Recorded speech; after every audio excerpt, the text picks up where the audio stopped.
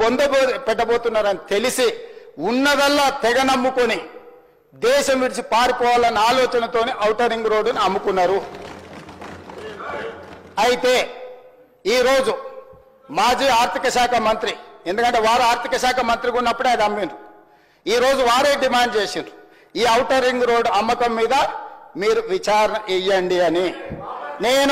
నేను మనస్ఫూర్తిగా వారు మనస్ఫూర్తిగా విచారణకి ఏదైతే అడిగినరో వెనకాల వారు కూడా చదువు వచ్చినా రాకపోయినా వారు కూడా వారికి మద్దతు పలికినందుకు వారిద్దరి కోరిక మేరకు స్పెషల్ ఇన్వెస్టిగేటింగ్ టీంను నిర్వహించి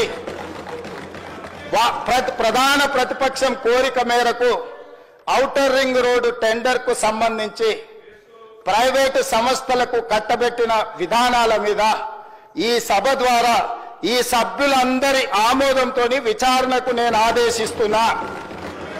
తమరి విచారణకు అనుమతి ఇవ్వాల్సిందిగా విచారణకు సంబంధించిన విధి విధానాలు స్పష్టంగా తెలంగాణ రాష్ట్ర ప్రజలకు నేను హరీష్ రావు గారి కోరిక మేరకు ఔటర్ రింగ్ రోడ్డు టెండర్ విషయంలో పూర్తి స్థాయి విచారణకు ఆదేశిస్తున్నాను.